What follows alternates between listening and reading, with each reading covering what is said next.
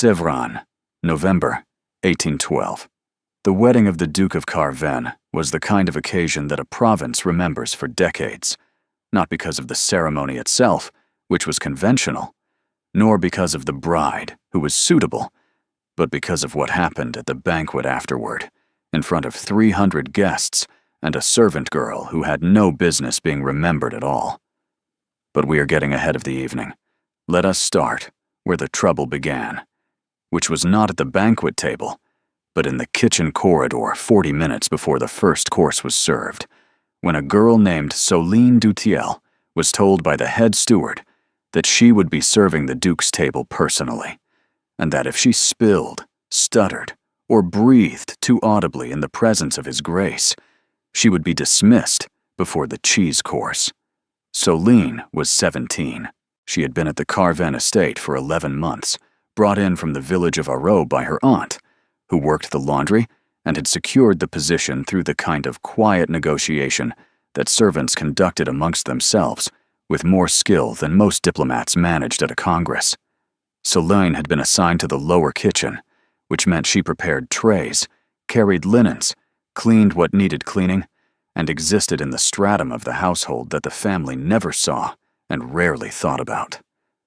She had not been upstairs in the main house since her first week, when the housekeeper had walked her through the public rooms to show her what she would never be allowed to touch. She had remembered every room. She had remembered every painting. She had a memory like that, the kind that absorbed rooms the way other people absorbed weather, automatically and completely. And she had understood from that first walk through the Carven halls that the world above the kitchen was built on the assumption that the world below it did not have eyes. She had eyes. She had been using them every day since her arrival, with the quiet discipline of a girl who understood that observation was the only currency available to someone in her position. The wedding itself had been arranged with the efficiency of two families who regarded marriage as an extension of land management. The Duke of Carven, Lazare Montferrand, 28 years old, master of 11,000 acres of the finest country in southern Languedoc, had married Lady Giselle Sauriac, eldest daughter of the Comte de Sauriac, whose vineyards bordered the Carven estate along the western ridge, and whose dowry resolved a debt that the Carven family had been carrying since Lazare's father had died, and left the books in a condition that required either a fortune or a miracle, and fortunes were more reliably sourced than miracles. Lazare was not a cruel man. This is important to establish, because what he did at the banquet was not cruelty in the way that a tyrant is cruel. It was the cruelty of a man who had never once in 28 years been required to consider that a person beneath his rank might possess an interior life of any consequence.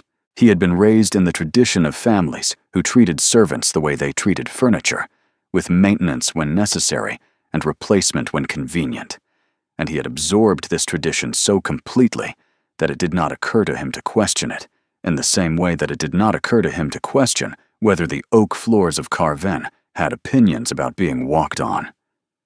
The banquet was in the Great Hall. 300 guests, the families of Languedoc and beyond, some from as far as Paris, arranged at long tables beneath the Carven tapestries, which depicted hunting scenes from a century when the family had been even wealthier and considerably more formidable. The wine was from the Sauriac vineyards, which was a diplomatic gesture from the bride's family, and also, practically speaking, excellent wine. Selene was brought upstairs at 20 minutes past 7. She had been given a clean uniform, pressed that afternoon, and her hair had been pinned back by her aunt, with the careful attention of a woman who understood that a servant's appearance at a ducal wedding was a reflection not of the servant, but of the household, and therefore of the family, and therefore not negotiable. Solene's hands were steady. She had practiced the service pattern 4 times that afternoon, with the head steward watching, and she had performed it correctly each time, because she performed most things correctly when she understood the pattern, and she understood patterns very quickly. She was assigned to the Duke's table, the head table.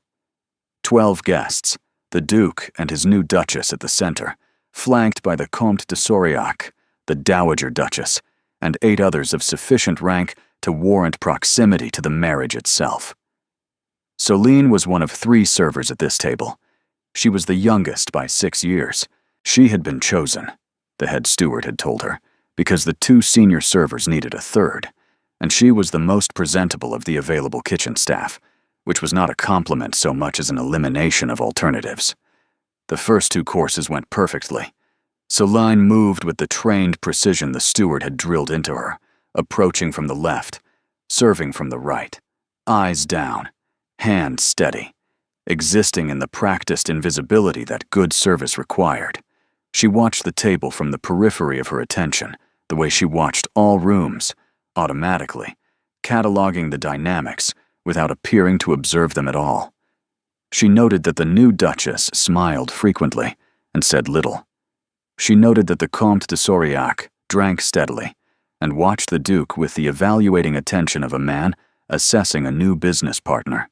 She noted that the Dowager Duchess, Lazar's mother, managed the near end of the table with the precision of a woman who had been managing these occasions for 30 years and regarded her son's wedding as another item on a calendar that had never once contained a surprise.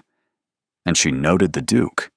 She noted him because he was the center of the room, and because she was serving him directly, and because there was something in the way he occupied his chair that she recognized, not from experience, but from the instinct she had developed watching people who didn't know they were being watched. He sat the way powerful men sat when the power was inherited rather than earned, with the ease of someone who had never had to fight for the chair and therefore did not fully understand its weight. It happened during the 3rd course. Selene was carrying the platter of roasted pheasant, which was heavier than the previous courses and required a different grip, and she was adjusting for the weight as she approached the Duke's left side, and her sleeve caught the edge of his wine glass. The glass did not fall. The wine did not spill.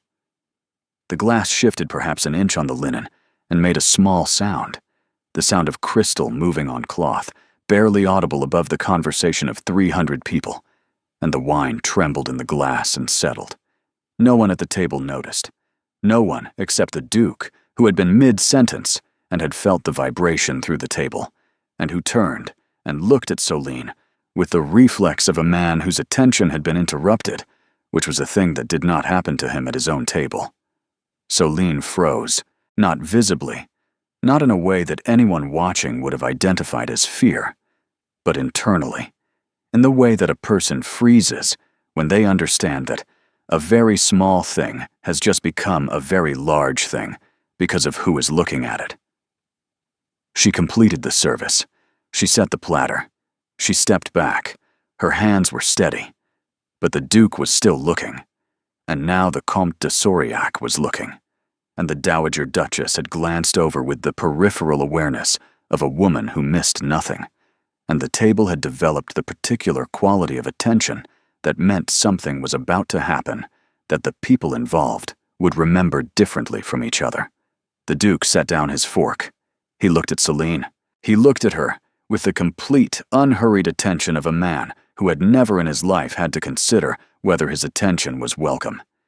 And he said, in a voice pitched to carry exactly as far as the table and no farther, which was nevertheless a voice that 300 people would hear about before the evening was over. "Is this what passes for service in my household?" Selene said nothing. She had been trained to say nothing. Servants did not speak when spoken to by the family, unless a direct question required a factual answer. And this was not a question. It was a performance. "I wonder," the Duke continued, with the casual expansiveness of a man enjoying his own wedding, and his own wine, and the sound of his own authority on an evening when all 3 felt particularly his, "whether the kitchen has run out of competent hands and sent us the scullery instead." There was laughter. Not from everyone.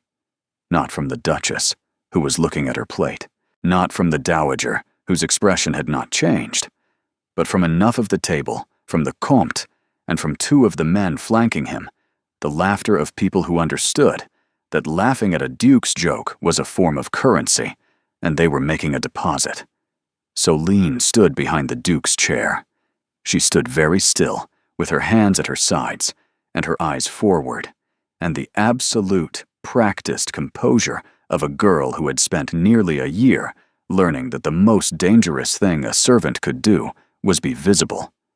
And the Duke had just made her the most visible person in the room. He turned back to the table. He resumed his conversation. The moment passed, as these moments do, absorbed into the larger noise of the evening, forgotten by most before the next course arrived. But Selene did not forget, and neither, though he did not know it yet, would the Duke. She finished the service. She completed the remaining 4 courses with the same precision she had brought to the first 2, and no one at the Duke's table found cause to look at her again, which was the point, which had always been the point, and which was the thing she had understood since her first week in this house. That invisibility was not a limitation. It was a position, and positions could be held or surrendered. And she had decided in the 11 seconds between the Duke's remark and the laughter that followed it that she was going to hold hers with a patience that none of them were equipped to understand. The kitchen afterward was the usual ordered chaos of a banquet winding down. Platters returned, linens collected, the machinery of 300 meals being disassembled by 40 people who had been working since dawn and would not stop until midnight. Her aunt found her at the washing station. "I heard," her aunt said. Selene continued washing, Bertine told me. She was serving the near end. "It was nothing," Selene said. "It wasn't nothing." Selene set down the cloth. She looked at her aunt with the expression that her aunt had learned over these months to read with some accuracy, the one that meant the girl was processing something at a speed and a depth that did not correspond to her age or her station or her hands in a washing basin at 10 o'clock at night. "No," Selene said. "It was not nothing." Her aunt waited. "But it will be," Selene said. "In time, what he said will be the smallest thing about this evening." Her aunt looked at her. "What do you mean?" Selene picked up the cloth. "I mean that I intend to remember everything about tonight, and I intend to use it." She did not explain further. She did not need to. Her aunt had known this girl since she was 6 years old, and had understood even then that Selene Duthiel had been born into the wrong room of the world and was going to spend her life finding the door. What no one in the kitchen knew, what no one in the great hall had known, what the Duke in his chair and the Comte with his wine and the 300 guests at their tables had not known, was that Selene Duthiel could read. She could read French and Latin and passable Italian. She could do accounts in her head faster than the estate's own bookkeeper. She had been taught by the parish priest in Arro, Father Cyprien, who had recognized in her something he had not encountered in 40 years of village education, and had given her his library, book by book, over the course of 6 years, until she had read everything he owned and several things he had borrowed from the seminary at Montpellier specifically for her.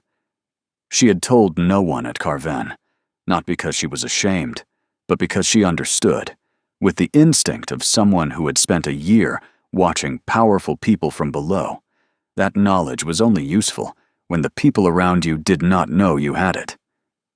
She had watched, she had listened, she had learned the rhythms of the estate, the debts the family carried, the tension between the steward and the bookkeeper, the quiet rot in the accounts that no one above the kitchen level had the time or the inclination to examine closely.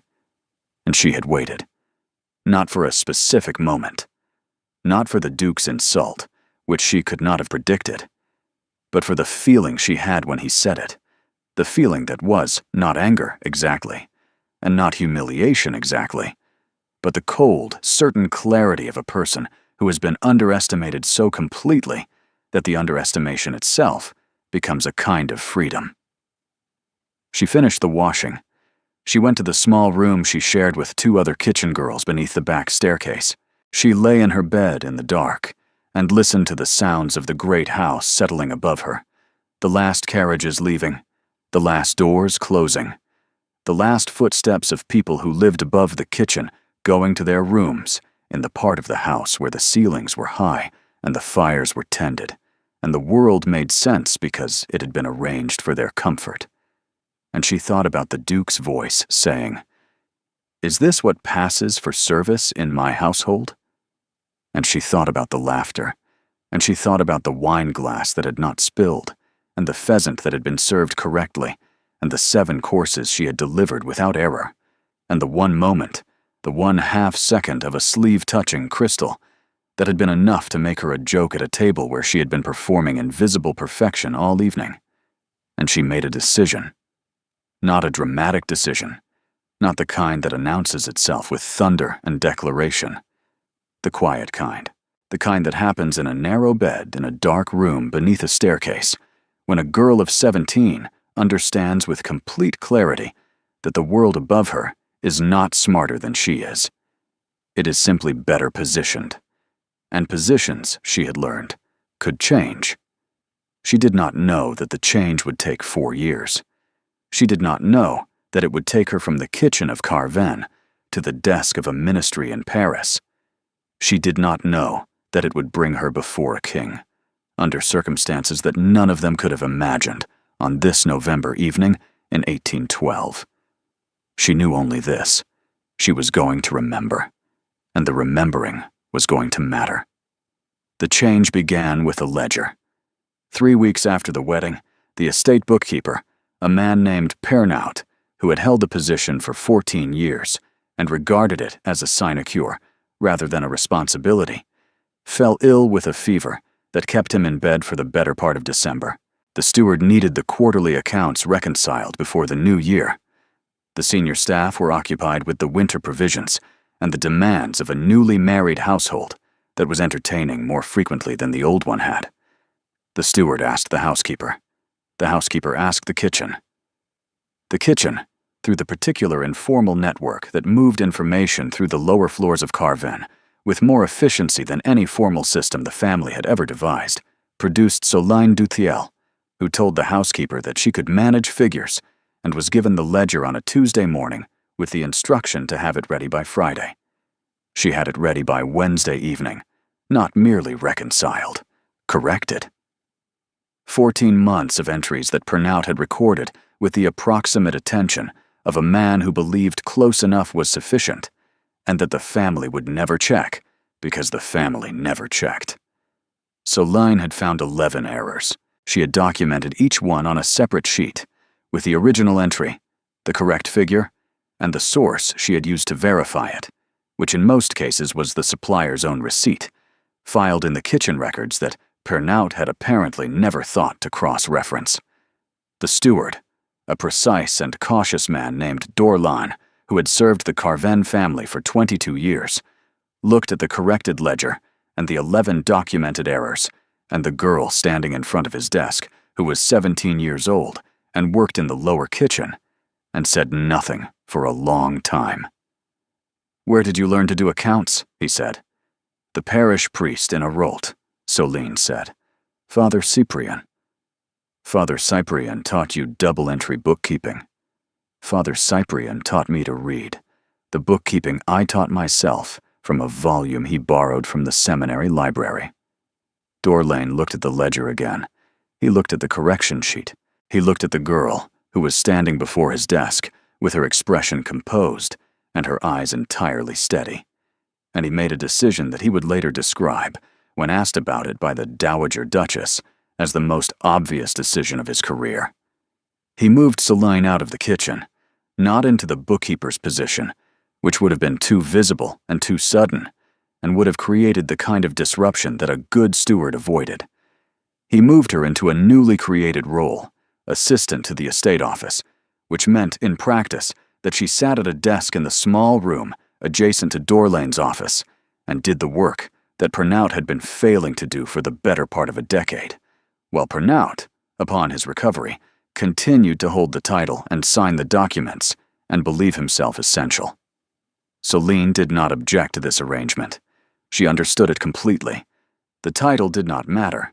The access mattered. She now had access to every account, every contract, every correspondence that passed through the estate office, She had access to the household books and the tenant records and the quarterly reports that went to the Duke's solicitor in Montpellier. She had access to the machinery of Carven, and she intended to learn it the way she had learned the kitchen, completely, methodically, and without anyone above her understanding how much she knew. The Duke did not learn of this reassignment for 3 months.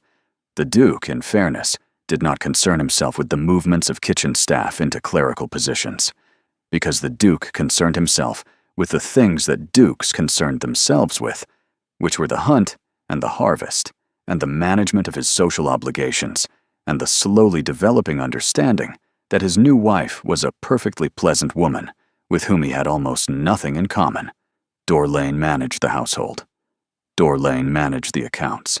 Dorlane increasingly relied on the girl in the adjacent office who caught errors before they became problems, and who had, by February of 1813, reorganized the filing system, identified a supplier who had been overcharging the estate for lamp oil since 1809, and saved the household 1,100 livres in the first quarter, alone, without anyone outside the estate office being aware of it. It was March when the Duke first saw her again. Not at the table, not in the kitchen corridor, not in any of the places where a servant might cross the path of the master and be noticed or not noticed according to the ancient customs of the house. He saw her in the estate office, at the desk that had not existed 6 months earlier, with a ledger open in front of her and a pen in her hand, and the focused, absorbed concentration of a person doing work that engaged the full capacity of their mind. He had come to the office to speak with Dorlane about a matter concerning the tenant farms on the eastern boundary. Dorlane was not at his desk. The girl was at hers. He recognized her.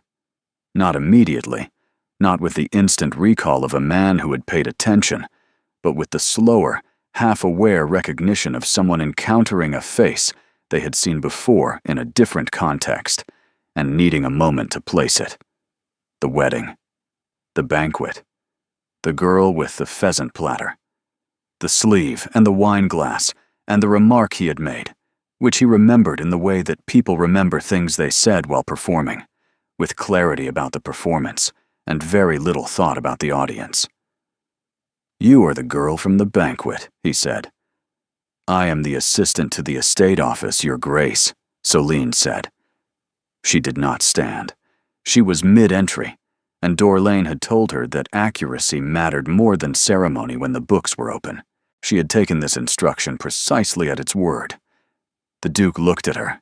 He looked at the desk, and the ledger, and the filing cabinets that had been reorganized with a system of colored tabs he had not seen before. He looked at all of it, with the bewilderment of a man encountering something in his own house that he had not authorized and did not understand. "Dorlane moved you here," he said. "Yes, Your Grace." "From the kitchen." "Yes, Your Grace." He waited in the way that powerful men waited when they expected an explanation to be offered without having to request it. Selene did not offer one. She sat at her desk with her pen in her hand, composed, and waited for him to either ask a question or leave, because she had learned in 4 months in the estate office what she had learned in the kitchen before that powerful people were not accustomed to silence from below, and that silence, properly held, had a quality that compelled them to fill it. "Why?" he said. "Dorlane would be the better person to answer that, Your Grace." "I am asking you." She met his gaze. It was the first time she had looked directly at the Duke of Carven since the banquet, and she did it with the steady, level attention of a person who had spent the intervening months becoming someone he had not accounted for. "Because the accounts required attention that they were not receiving," she said, "and I was able to provide it."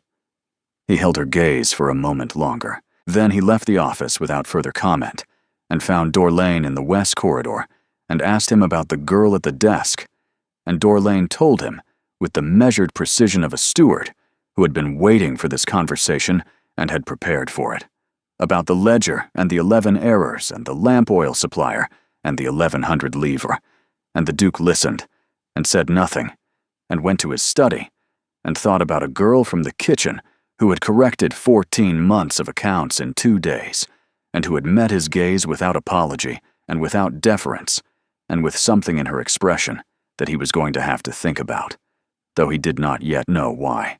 Spring of 1813 became summer, and summer became autumn, and the estate office at Carven operated with an efficiency it had not possessed in the Duke's lifetime. Selene did not seek recognition. She did not need to.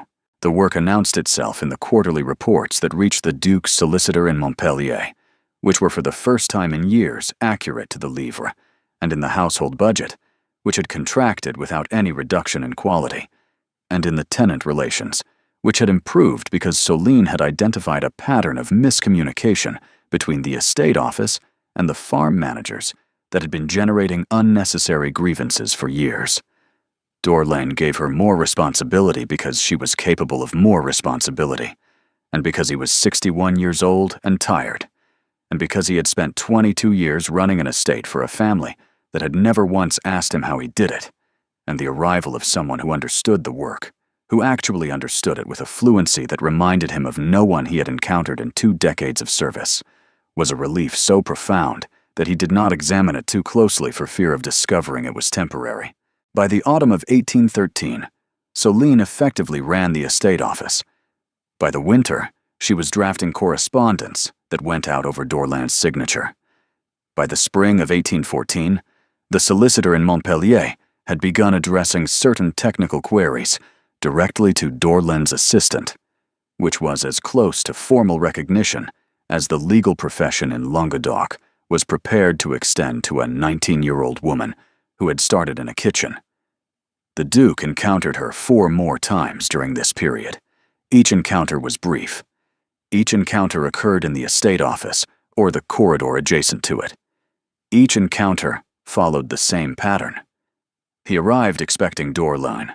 He found Selene. He asked a question. She answered it with the factual precision she brought to everything, neither volunteering more than was asked, nor performing less than she knew. And each time he left wearing the same look, the one she had catalogued and filed alongside the others she had catalogued since arriving at Carven, the look of a man encountering evidence that contradicted a conclusion he had not realized he had drawn. The 5th encounter was different. It was June of 1814. Napoleon had abdicated 2 months earlier.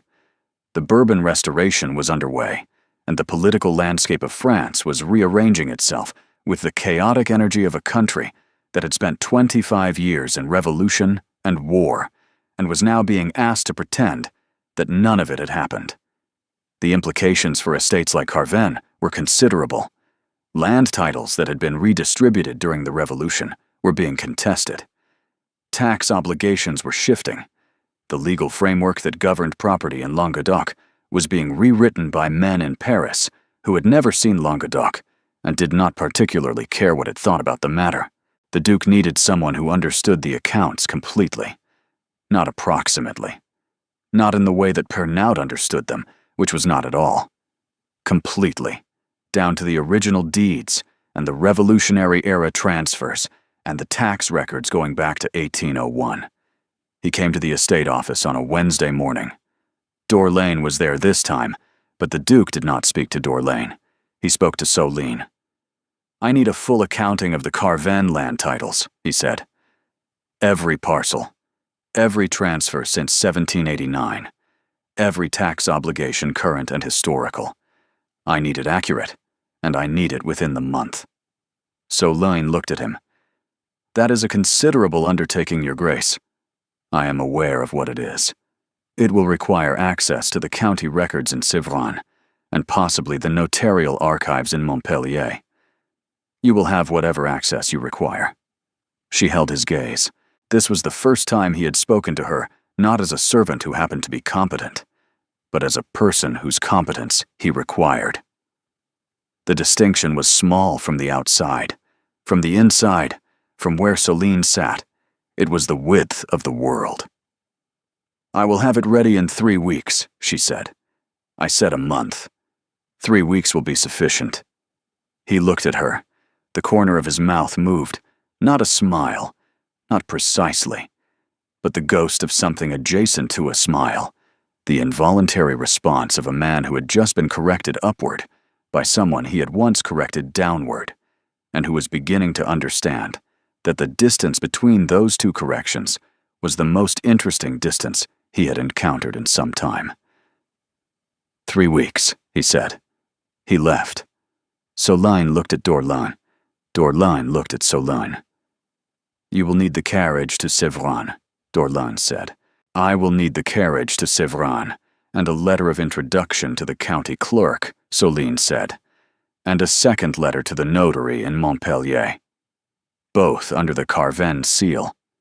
Dorlain wrote the letters. Selene took the carriage, and for the next 19 days, she moved between Carven and Sevran and Montpellier with the focused, relentless energy of a person who had been given the first real assignment of her life and intended to deliver it in a condition that made argument impossible. She delivered it in 18 days. Not a full accounting, a masterwork, every parcel mapped, every transfer documented with the original deed reference and the Revolutionary-era reassignment, and the current legal status under the Restoration. Every tax obligation calculated to the SOIU, with annotations identifying 3 parcels where the estate was overpaying due to clerical errors in the Sevran records that no one had caught because no one had looked. She presented it to the Duke in his study on a Thursday morning. She had asked Dorlain for the appointment. Dorlain had arranged it. She walked into the Duke's private study for the first time, carrying the bound report she had compiled, and set it on his desk, and stood while he opened it, and watched him read. He read for a long time. He turned pages. He went back. He cross-referenced. He looked at the parcel maps she had drawn by hand from the county records. He looked at the tax annotations. He looked at the 3 overpayment errors, each documented with the original Sevran entry, and the correct figure, and the amount the estate would recover upon correction. He closed the report. He studied her face. "Who are you?" he said. Not the way he had said it at the banquet, when he had seen a servant and addressed a function.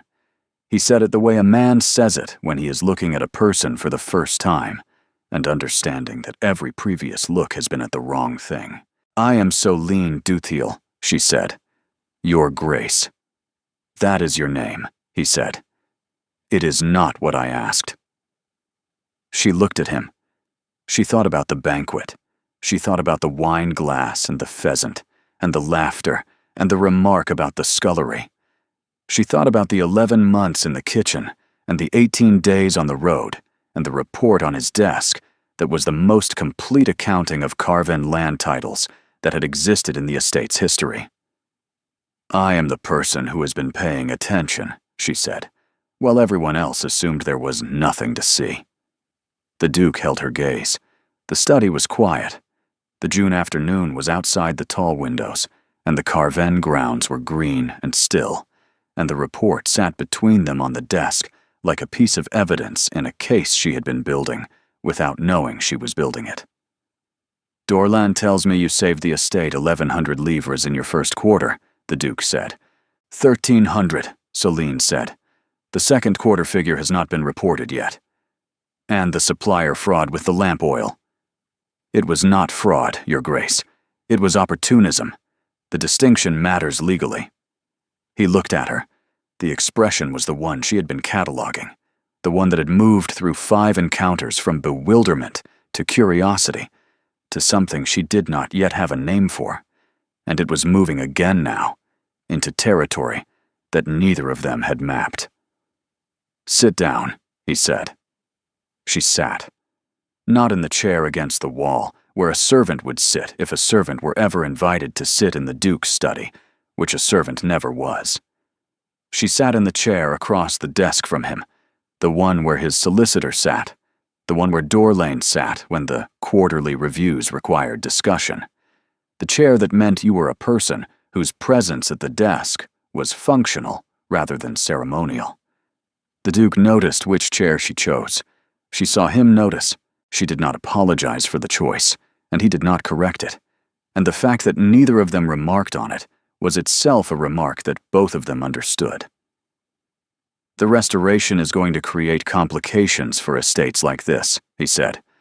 "Land titles, tax obligations, the revolutionary transfers. Half the property in Languedoc is going to be contested within the year. More than half, Selene said. The Beauvillon estate has already received notice.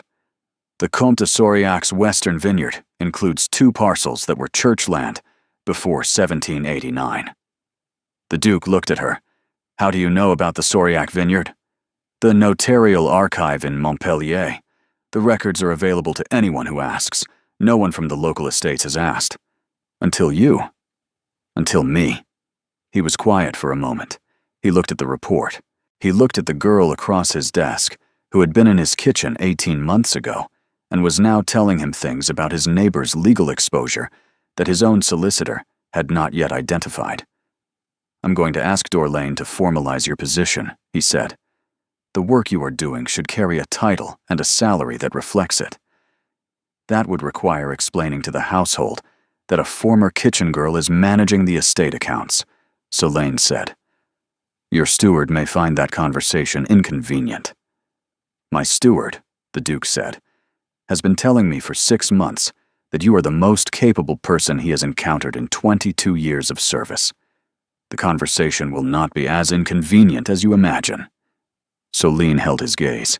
She thought about November. She thought about the remark and the laughter that followed it, and the girl standing behind his chair in the absolute composure of someone who had decided that the most dangerous thing a servant could do was be visible. She was visible now.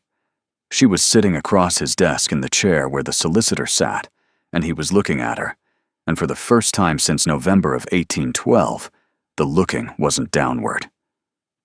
Thank you, Your Grace, she said. It is a practical decision, he said. The estate requires competent management. Yes, she said. It is entirely practical. She held his gaze for 1 moment longer than the exchange required. Then she stood, collected the report he had finished reviewing, and left the study with the composed efficiency of a woman who had concluded her business, and who understood, with the precision she brought to all important information, that the word practical had just done the same work in his mouth that the word business had been doing in hers for 18 months. It meant what it said, and it meant something else entirely. The formalization happened in July of 1814. Dorlaine presented it to the household as an administrative adjustment, and the household received it with the range of reactions Selene had predicted. The senior staff accepted it as overdue. The kitchen staff regarded it with the complicated pride of people who had produced something remarkable from their own ranks, and Pernaut, the bookkeeper, who had returned from his illness to discover that his position had been hollowed out beneath him, regarded it with the quiet resentment of a man who understood he had been replaced but lacked the grounds to object because the replacement was justified, and he knew it. Selene handled Pernaut with care. She did not humiliate him. She found him tasks that preserved his dignity, not because she was kind, though she was, but because she understood that a humiliated man in a household was a liability, and the person you dismissed carelessly today was the person who complicated your position tomorrow. The Duchess noticed the change.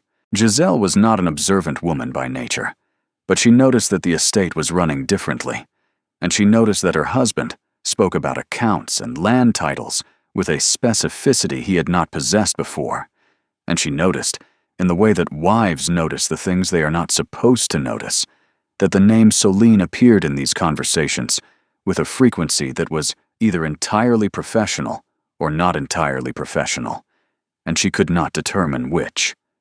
The Duchess said nothing. She managed her discomfort through the only channels available to her, the social channels, the morning calls, and the dinner arrangements, and the careful calibration of who was made to feel welcome and who was made to feel tolerated. Selene felt the shift. She felt it in the way the Duchess's maid looked at her in the upper corridor. She felt it in the particular quality of silence that developed when she entered a room where the Duchess's circle had been talking. It was August when the test came.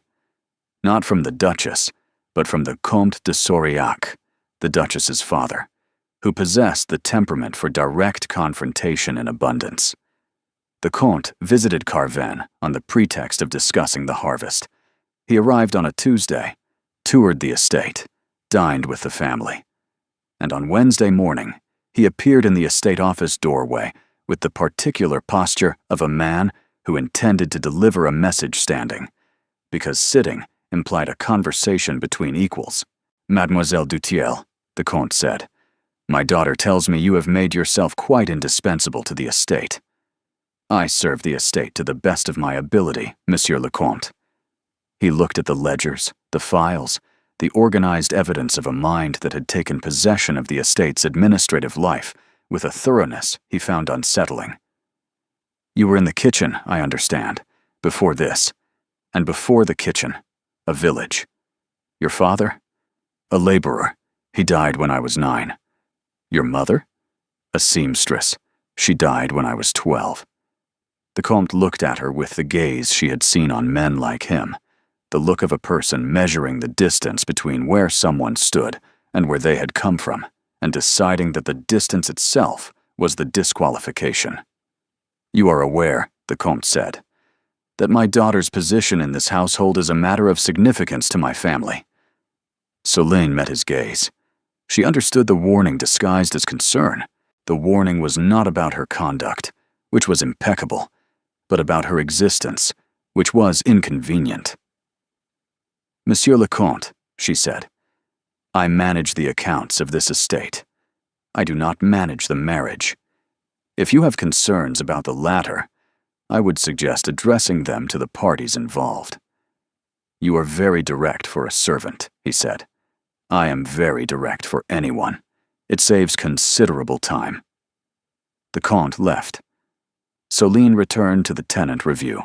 Her hands were steady. Her heart wasn't. But her hands were. And in this household, hands were what people saw. The Duke found her in the estate office that evening. It was late. She was finishing the review by candlelight because the Comte's visit had cost her 2 hours she could not afford to lose. "Dorlain told me," the Duke said. "Dorlain should not concern himself." "Dorlain is concerned because the Comte de Sauriac came to my estate office and addressed my estate manager as though she were a scullery maid who had wandered above her station." Selene looked up. My estate manager? He had not used that phrase before. Estate manager was a title that carried weight and intention, and the specific quality of a man drawing a line around something he had decided to protect. "The Comte is concerned about his daughter's position," Selene said. "The Comte is concerned because his daughter has communicated a concern that has no basis in fact." She held his gaze. "Does it not?" The room was very quiet. The candle made the only sound, the small, persistent sound of a flame holding its position. "Selene," the Duke said. Her first name. Not Mademoiselle Dutiel. Not the assistant. Selene, spoken in a room where no one else could hear it. "Your Grace," she said, and held the formal address like a wall between them, because one of them had to hold it. And she understood with the clarity she brought to all important calculations that it couldn't be him.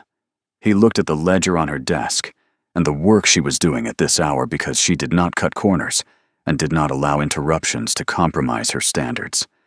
He saw all of it. She saw him seeing it. Neither of them said what the seeing meant. "I will speak to the Comte," he said. "That will make it worse. If you speak to the Comte on my behalf, you confirm his suspicion.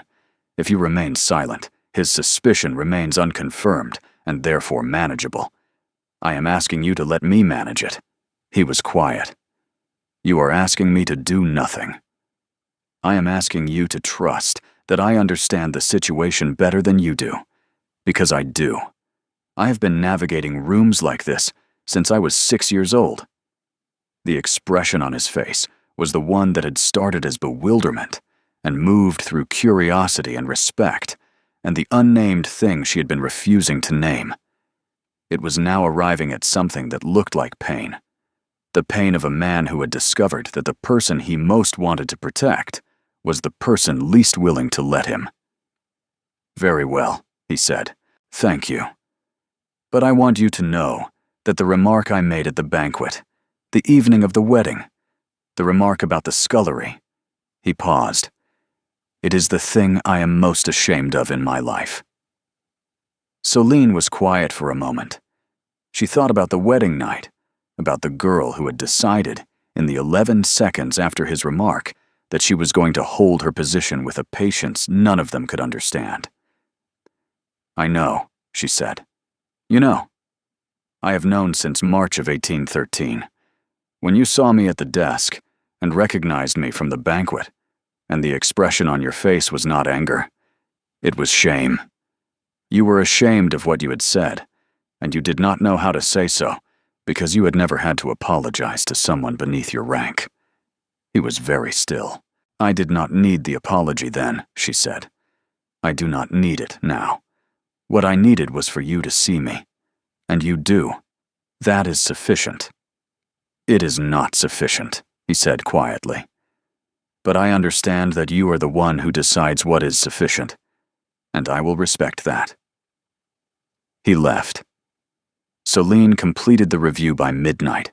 When she walked to her room, which was no longer beneath the kitchen staircase, but in the staff quarters on the second floor, with a window facing south, she stood at that window and looked at the dark landscape, and thought about a man who had said it was the thing he was most ashamed of, and meant it, and about the distance still remaining, which was considerable, and which she was no longer sure she could prevent from closing.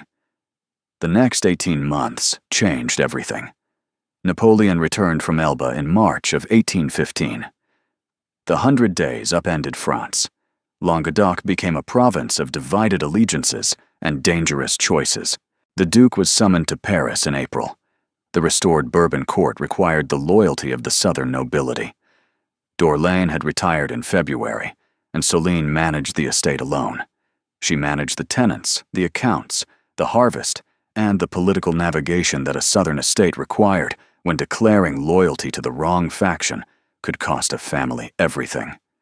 She managed the Duchess, who was frightened and who directed her fear at the nearest available target, and Selene absorbed it with the patience of a woman who understood that absorbing the strike was sometimes the most efficient way to protect the structure. She wrote to the Duke. Professional letters. He wrote back. His letters were also professional, and also slightly longer than the subject matter required, ending with sentences that had nothing to do with the estate, and everything to do with the distance between Paris and Carven. She kept his letters in the desk drawer. There were 23 by the time he returned in November. He returned to an estate that was solvent, orderly, and in better condition than at any point since his father's death. He returned to a duchess who greeted him with the correct warmth of a wife who had missed her husband, in the way that wives missed husbands they were fond of, but did not love. And he returned to Selene, standing in the estate office with the accounts for his review and the composure of a woman who had held his world together while he was gone. The estate accounts for the period of your absence, she said. You will find everything in order. He did not look at the report. He looked at her instead. I need to speak with you about something else, he said. The king, Louis XVIII. I have spent 7 months at court. The Restoration is in desperate need of people who can manage complex administration, not aristocrats who have inherited positions they do not understand. People who can actually do the work. Selene met his gaze. I recommended you, he said, to the Marquis de Blassien, who oversees the administration of the royal estates. The crown holds properties across France that have been mismanaged for 25 years. The land titles alone require the kind of work you did for Carven, multiplied by several hundred. The silence was of a quality she had not experienced before. The silence of a person told that the world she understood had just been replaced by a larger one. You recommended a servant girl to the minister of the royal household, she said. I recommended the most capable administrator I have encountered in my life. Your origin is a fact. It is not a limitation. She thought about Father Cyprian and the parish library, and the 23 letters in her desk drawer, and the man standing before her, who had once asked whether the kitchen had sent the scullery, and who had just told the king's minister that she was the most capable person he had ever encountered. "This would require me to leave Carven," she said. "Yes." "And this is what you want? For me to leave?" Something new crossed his face, the look of a man doing the right thing, while the right thing was costing him something he would not admit to paying. "This is what you deserve," he said. "What I want is a separate matter." "I will go to Paris," she said. "Not because you recommended me, because the work matters, and I am capable of it." "Thank you," she said, "for seeing me." "I should have seen you the first evening." "No, you were not capable of it the first evening. You're capable of it now. The sequence matters." She left the estate office and walked through the corridor of the house she had entered as a kitchen girl and was leaving as something the house did not have a category for. She did not look back. The Marquis de Blacienne received her in December with skeptical courtesy. He gave her accounts for a contested estate in Picardy. He gave her 3 weeks. She delivered in 2. He gave her 4 more estates. By the spring of 1816, Selene managed the land title reconciliation for 11 royal properties across 6 provinces. She had a staff of 3 clerks, all men, all older, all initially resistant, and subsequently converted by the mechanism of her being right more often than they were. She had an office on the Rue de Rivoli with tall windows, and a desk larger than the room she had shared beneath the staircase at Carven, and she sat at that desk every morning and understood that the distance between the kitchen and this window was not a distance she had traveled, but a distance she had built. 1 ledger and 1 correction at a time. It was September of 1816 when it happened. The formal review of the restored royal estates, an annual ceremony the Bourbon court had revived to project monarchical continuity. The Salle des Maréchaux at the Tuileries. 200 officials, ministers, aristocrats gathered to witness the king receive the annual accounting. Selene was not supposed to be in the room. She was a clerk, a woman of no title and no family. But the Marquis had insisted. The annual report was, for the first time in a decade, both accurate and complete, and the person who had made it so should be present when it was received. She stood at the side of the hall in a dress she had purchased with her first quarter's salary. Dark blue. Well made. The kind that said competence without saying ambition, though ambition was precisely what it was. The king entered. Louis XVIII, restored to a throne that sat uneasily beneath him, a man of considerable intelligence, who governed from a chair because his legs would not carry him. The reports were presented.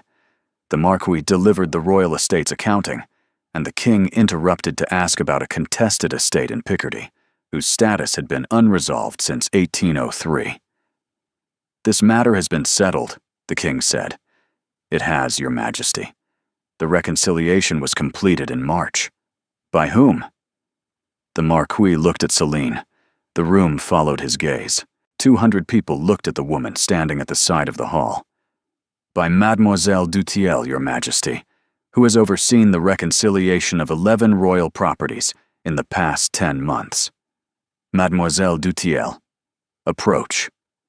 Selene walked forward.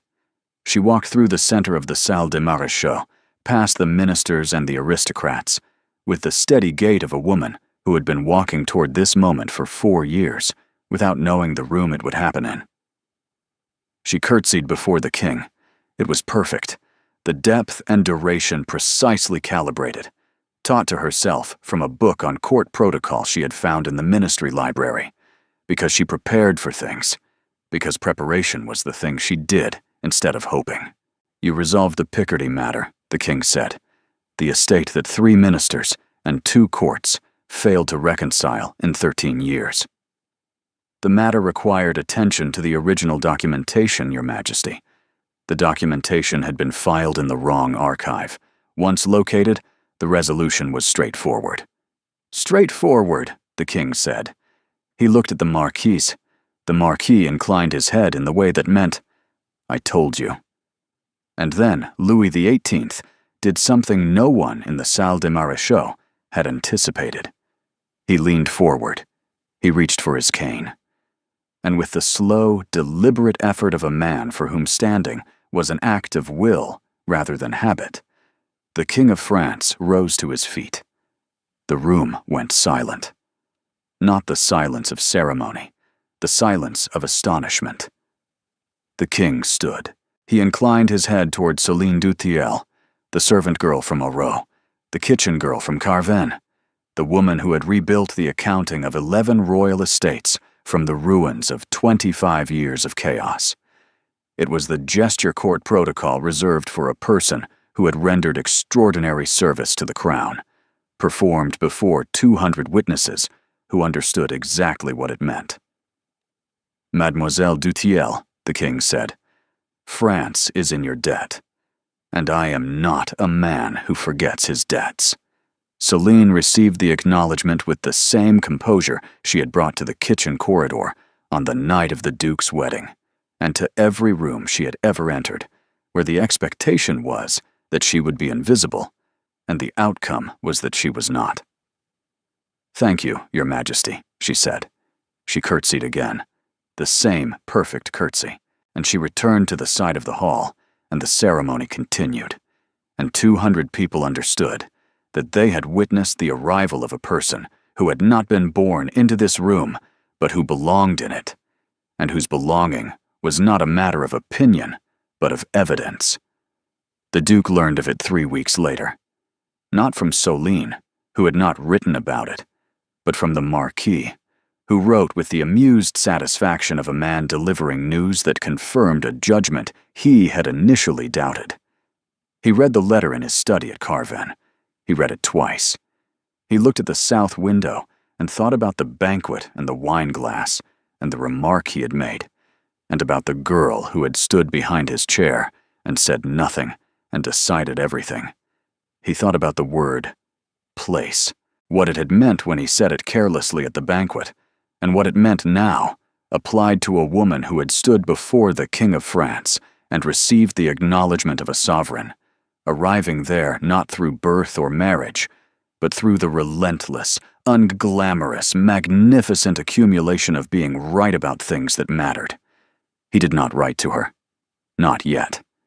He understood, with the clarity that 4 years of watching Selene Duthiel had taught him, that this was her moment, and inserting himself into it would be the same mistake he had made at the banquet, believing that his attention was the thing that defined the room. He would wait.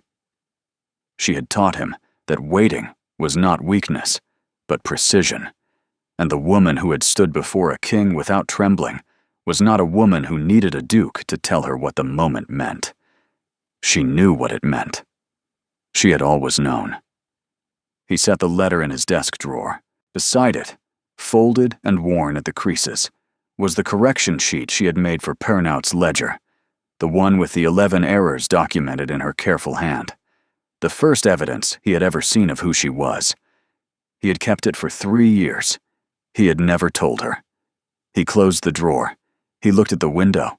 He thought about a king rising from his chair, which cost him pain, which cost him effort, which he did anyway, because some things were worth the standing.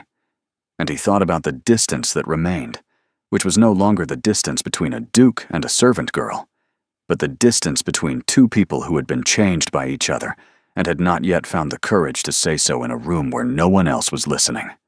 That room would come. The evidence suggested it, and he had learned, from her, to trust the evidence.